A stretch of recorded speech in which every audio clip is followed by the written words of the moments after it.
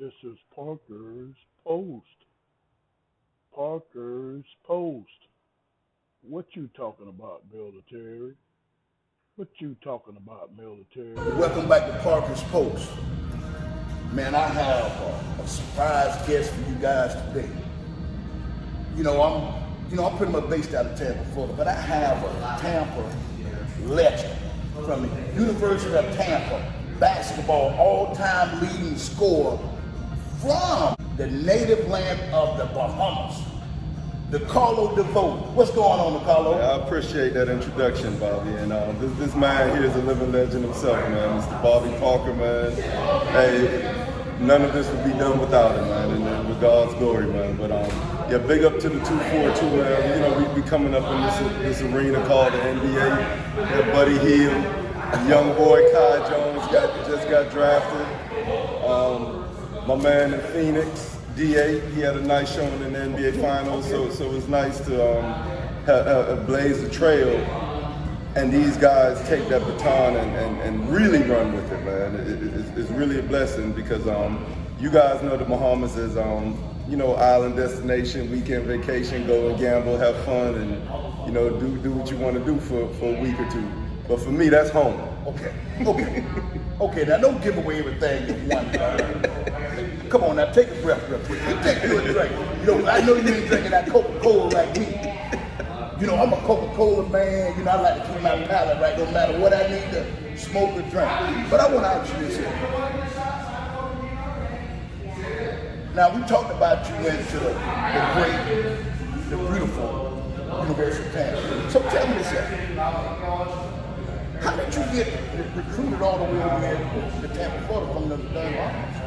Man, that's a great question, man, and it's actually a great story because my elder brother, Drexel DeVoe, who's named after his father, but my mom didn't like Junior, so his nickname became Lil D for Lil Drex, right? Yeah. So my brother preceded me at the University of Tampa.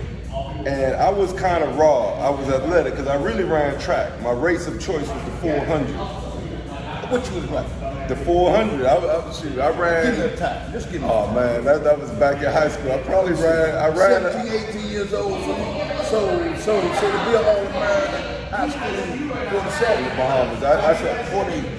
I ran sub 50 seconds. I know that much. I was one of the fastest legs because I used to be the anchor, and to see my man Steven from the Bahamas win the gold, I was like, wow, what a blessing, because that was my race of choice.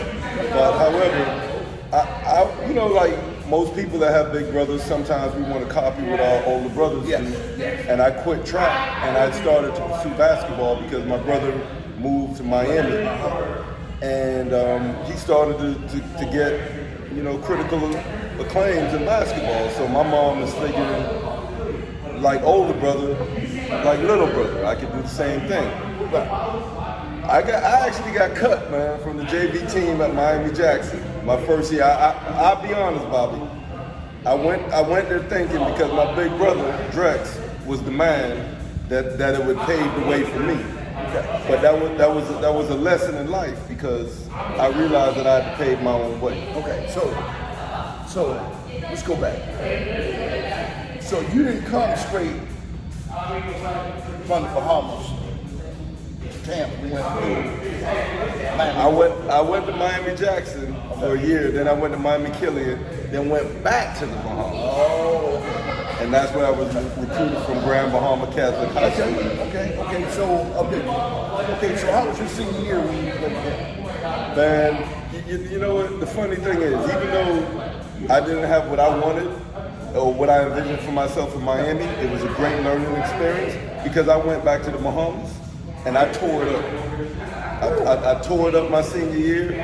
I was running, jumping, dunking, the plyometric exercises that I did. It all came together all at once, and I became a leader, man. I became a man amongst boys. No disrespect to some of my high school rivals, because we all pushed each other. A lot of us played ball, a lot of us went to college, but it was a grind. Yeah, right. So as you get to UT, You know, we know you were a two-time All-American, all the time we were in school. So tell me, what are some of the best moments that you had playing in the team? Man, one of the best moments, or some of them I should say, but one, people used to call me Lil Drex.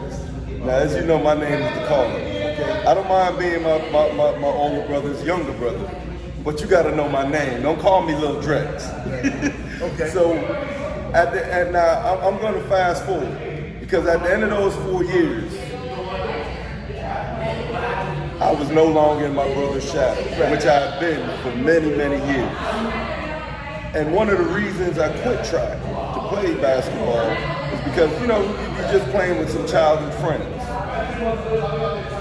And a guy, don't remember his name, but I remember that face. He said to me, he called me sorry. He said, you can't play. I'm sorry.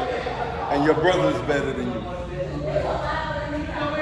So therefore, that was my motivation to play basketball. And when I left, I exceeded a lot of what my brother did in becoming the school's all-time leading scorer, even though he's on a lot of top lists. He's one of the top 10 players in school's history.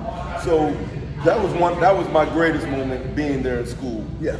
I would say several other moments, man, just sharing the camaraderie and winning games with teammates and friends, and one of the best things for me was realizing that,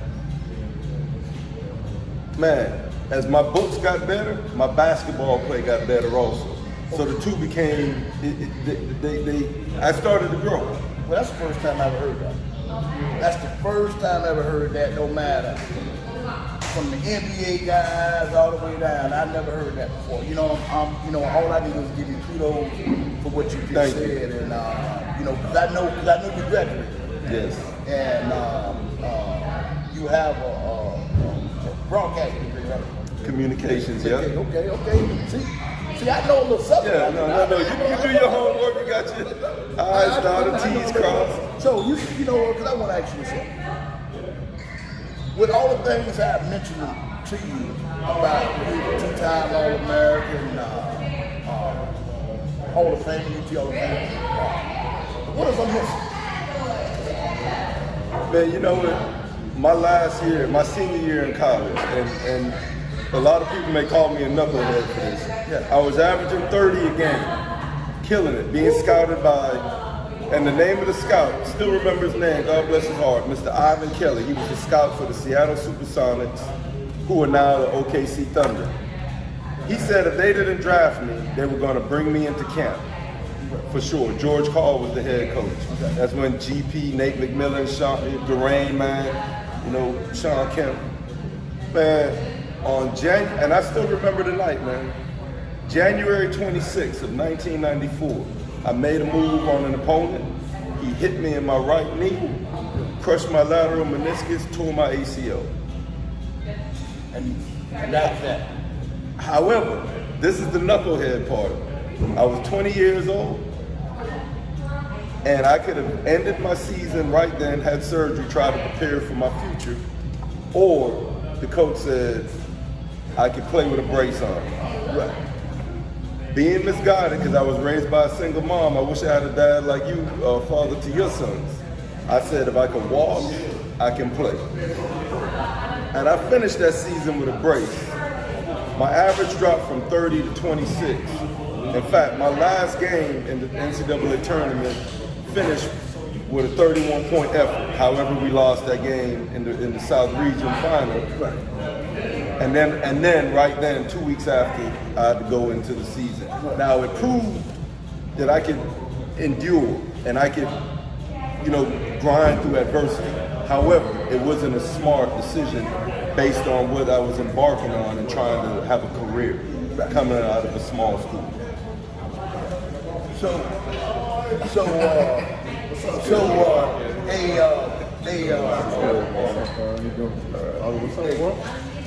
Good?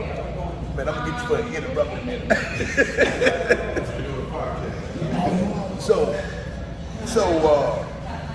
us move to the next question. So, as you made it out of college, did you ever get an NBA look? Yeah, I had a trial.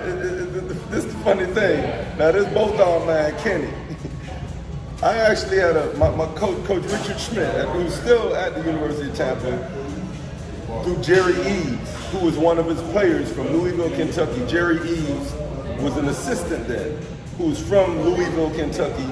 Butch Baird was the head coach at the time, who's also from Louisville, Kentucky. So, and my coach coached at Ballard High School in Louisville. So that Louisville connection, they got me into the minicamp with the New Jersey Nets. Oh. When Kenny Anderson was there. Okay. That was the same year that they drafted Ed O'Bannon. Rex Walters was there, Yenka Dare. I actually took a charge on Yenka Dare, man, and I would advise you guys, don't do it. Man, that dude ran me over like he was a Mack truck. Oh my goodness. But people clap for me, but man. So tell me what happened? You know what, and I'll be honest, man, I played well. I know I played well. However, I was cut. As some others, Butch Baird chose to select his son Corey and their cousin over me in making it into the minicamp as well as several others. But however, like I say, I'll run through a brick wall if I have to. I end up playing, over a decade within Europe and some other minor pro leagues here in the U.S. So you didn't make it minicamp, NBA. So, what was one of the first teams that you got that when you got overseas? Well, the first team I played with was a team called the London Leopard, who was coached by Billy Mims, who actually coached in my conference. He gave me my first European pro debut after my knee surgery. And I'll forever be indebted to him. I think he may still coach in the conference at Florida Tech. However, being young and, like I said, young and dumb, I was involved in the altercation in England in which, I was cut from the team. Still young. Right, but it was a learning lesson. I was killing the league. However, that mistake cost me, but it was a learning experience. Because after that mistake, I went on to play for 11 plus years. That's a hell of a career. So, as you played 11 plus years, what are some of the guys that you played against or played with overseas? I played against Milt Wagner, who won a championship with the Lakers. I played against him in France. He went to Louisville back in the day. He was older than me. He was a vet, but it was great to play against someone that I watched on TV. I played against Lawrence Moden from Syracuse. Good athlete, good dude. From the DC area. He actually was an All-American or highly touted quarterback. Okay. Defensive back. Okay. Coming out of high school. I played against what's his name? Abrams. He played with John Wallace at Syracuse, the center. Actually dunked on him. In the warm-ups, man, funny story. In the warm-ups, I wasn't dunking because I didn't want to show too much. Right. Then during the game, I went down the lane. I fumbled the ball a little bit, so I finger rolled it. He didn't come over because he thought I was going to dunk it. Later on in the game, I got a steal off his inbound pass. I scored, played like I was running, came back, stole inbound, and he came in and he jumped. Boom. I stretched out with the left hand, Bobby. Instead of you thinking, you can turn it over. And he told me, man, I was fooled because you finger rolled that one early in the first quarter. Man, if I'd known I would have beat you up. Man, so do you think after you 11 to 12 years playing overseas, did you get all the basketball out of it? Man, I'm still training, and to answer your question, no. I just turned 49 August 5th, man. Man, you definitely older than me, and you ride here still till like you training. Now, I understand you training for good health. Right. Now, what in the hell you training for? No, I'm training kids, man. No, I get you training kids. But I thought you meant you traded for something else. No, Man, hey, man, I'm gonna tell you something. I ain't seen nobody beat Father Time yet, have you? man, Father Time is undefeated, man. Yeah, But I'm gonna tell you this: me and him in a serious battle, cause I'm not stopping. Well, I'm, No limit soldier. you know, I'm glad you're working with kids because this leads into my next question. As you being a 12-year pro, what are some of the things that you're giving back to the youngsters that you've seen in yourself? Right. What are you telling them? Great question, man. Once again, and what I'm telling them, honestly, is to listen to good advice. And when they have a mentor, someone like yourself, a good dad or a good coach, you have to take that mentorship. You have to take that positive advice. You have to not only hear it in one ear and out the other, but you have to process it in your head and then in your heart and let it manifest itself in what you do. You have hearing is one thing. Listening is putting it into physical action. Okay. And I want to put this out here because we're not going to talk too much about that because that could be a long subject. Because I want to get you on another show with another couple other guys, and we really going to get deeper into that. Because there's a whole lot of guys similar to you. But me, honestly, I'm a man. I don't mind my words being heard. Right. But I totally disagree with a lot of guys who continue to give bad advice. Oh man. To a lot of young generation. But we're gonna leave that for another show. Yeah, that is a whole other story. Yeah, that's a whole other one. And I wanna ask you this here. Going back to your 12 years, is there anything you would change? Man, the biggest thing I would change is, that first year in London, my hot-headedness, because at the time, man, I'm 21 years old, 40 plus inch vertical, benching over 300 pounds, probably running a 4.40. Still, yeah, in the prime of my life. So I always felt that, I can do certain things and work my way through it because I was young, strong, and somewhat charming.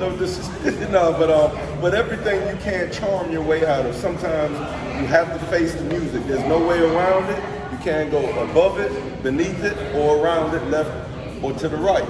You have to face it head on, and that was a big growing point in my life. And too many people, whether it be parents or whatever, when you don't let your kid or your player or your whoever face that music that they need to face. I'm not saying, put them through hell, but you're missing out on their growth.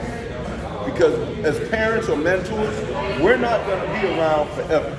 So the seeds we plant, they have to manifest and they have to grow in our offspring and our proteges, or else we're not going to be there to protect them. They got to learn to protect and fend for themselves. In coaching, there are some questions I didn't ask, but I want to ask you this here and pretty much get it out. Is there anything you want to tell the world that maybe they have heard about you and may not have heard about you that you want to make it clear? I would say this, man, because I know in basketball, in competition, I would say, in competition, I was probably Mr. Hyde. But in real life, I'm Dr. Jekyll. I'm trying to help you, okay? On that basketball court, I'm not helping nobody except my team and my teammates. And that's it. So therefore, I may have created some enemies through sport from the way I went at people and the way I defended my teammates. It was never anything personal, but it was just the fact that you gotta beat me. I'm not gonna allow you to win. You gotta beat me. And no matter how I had to fight the competition, I was willing to. Even if I had to put on boxing gloves or go bare knuckles. That's just the way. Look, this may sound a little crazy, but I actually played basketball with the football mentality. If that, like I understand. Yeah. I get it. You know, people. I just want to thank the man that Carlos for coming on. And one thing I want to tell you, I knew of you in college. I can see you after college. I wish I would have put my hands on you. Amen. I wish I would have just was able to have a conversation, just to broaden your world, just to bring you small, Right. and just to be able to say, "We got you back." Right. You know, because a lot of people prove it. Instead of saying, "We got you back," just tell me what you want to do, and we can make it happen. Man, I really wish that could have happened. We can go in the past, but you know, just the thought is nice because this is another thing about me, man. Many nights, many Friday nights, instead of going out partying and you know gallivanting and you know messing with the co-eds, I was home doing homework. I did my homework, and then I would stay up. I was out watching Doug Christie out in Pepperdine. I was scouting, learning moves from him. Watching UNLV, the Running Rebels, you know, and I was trying to make up for the years that I was running track and not playing basketball by watching basketball after midnight, watching the West Coast basketball so I can get better. Not just physically. That was my way to become more receptive, be more in tune with the game. My favorite players, Friday nights, Saturday nights, instead of being out, I was preserving my body, learning my craft. And if I'm wrong for that, hey, then I didn't enjoy college the way some others did, but I got what I wanted out of it, and that's the main thing. Well, I tell you this here. The one thing I can tell everybody from me knowing this young man here, he's younger than me. You know, I'm always gonna call him a young man, but I'm gonna tell you this here. From what I see on the outside, man, you're a hell of a man. I appreciate it. Come all the way from the Bahamas. Man, you've been doing your thing, still doing it in the community of Tampa, and all I can do is say respect. Thank you, man. So other than that, we're gonna come back with the call up again on one of our group settings, and we really gonna get down to this, the dirty, the gritty, everything else. But I'm gonna end the show, and like we always end, stay cool and stay dry. And always smoke what you like. Amen. Yes.